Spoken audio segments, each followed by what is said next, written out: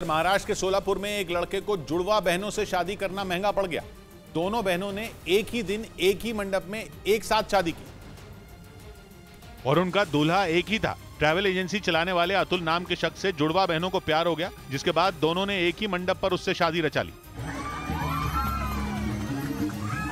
हैरत की बात यह रही कि इस पर दोनों परिवार के लोगों ने उंगली नहीं उठाई। हालांकि शादी का वीडियो वायरल होते ही दूल्हे पर हिंदू मैरिज एक्ट के तहत केस दर्ज कर लिया गया, जिसके मुताबिक उस पर अपनी पत्नी के जिंदा रहते दूसरी महिला से शादी करने का आरोप लगा। बताया गया कि अतुल लड़कियों की मां की मदद करने की वजह से उन्हें पसंद आया, जिसके बाद दोनों को उससे प्यार हो गया। यही वजह थी कि बचपन से साथ रहने वाली दोनों बहनों ने एक साथ उससे शादी कर ली।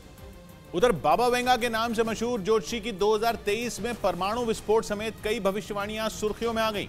बाबा वेंगा के बारे में दावा है कि उन्होंने कई साल पहले ही 9/11 हमले और यूक्रेन युद्ध समेत कई भविष्यवाणी कर दी थी।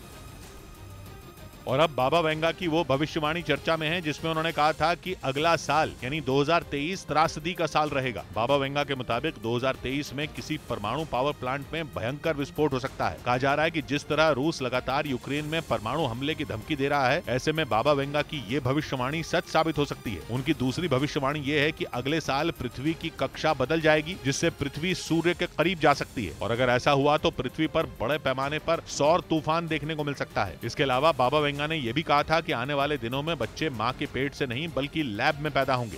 बाबा वेंगा के मुताबिक लैब में पैदा होने वाले बच्चे का रंग और उसके गुण उसके माता पिता तय कर सकेंगे।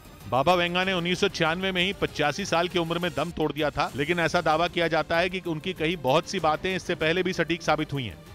इस बीच यूक्रेन के मीडिया ने आरोप लगाया कि रूस ने कई इलाकों में केमिकल बम से हमला कर तहलका मचा दिया, जिसके सबूत के तौर पर एक तस्वीर भी जारी की गई जिसमें केमिकल बम का पुर्जा नजर आया। यूक्रेन ने आरोप लगाया कि रूस ने यह हमला ड्रोन की मदद से किया, जिसमें उसने ज़ेलेंस्की के सिपाहियों पर सोवियत दौर में बनाए गए K-51 एरोसोल ग्रेनेड का इस्तेमाल किया। ये एक ऐसा ग्रेनेड है जिसके फटते ही पूरा इलाका धुएं से भर जाता है और उससे निकलने वाली हानिकारक गैस लोगों का सांस लेना मुश्किल कर देती है। यही वजह है कि इससे मचने वाली तबाही को देखते हुए दुनिया के कई देशों ने इस ग्रेनेड पर बैन लगाया हुआ है। इसके बावजूद रूस ने इससे हमला कर यूक्रेन में खलबली मचा दी। बताया गया कि रूस ने यूक्रेन के पूर्वी हिस्से में जंग लड़ रहे सैनिकों पर इसका इस्तेमाल किया, जिसके बाद वहां हड़कंप मच गया।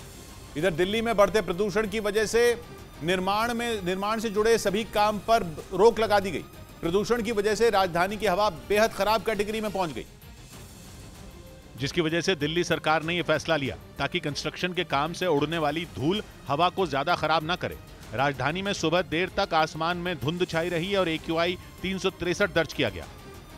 उधर छत्तीसगढ़ में अंबिकापुर के एक सरकारी अस्पताल में 4 नवजात बच्चों की मौत हो गई। आरोप है कि बिजली चले जाने की वजह से वेंटिलेटर ने काम करना बंद कर दिया था, जिससे उनका दम घुट गया और नवजात बच्चों की मौत हो गई। मामले की जानकारी मिलते ही छत्तीसगढ़ के स्वास्थ्य मंत्री TS सिंहदेव ने जांच टीम बनाने के निर्देश दे दिए। कड़ी से कड़ी कार्रवाई भी करने की बात ये मैंने डायरेक्शंस अपनी ओर से दिए हैं। नवजात बच्चों के परिवार वालों ने अस्पताल प्रबंधन पर लापरवाही का आरोप लगाया।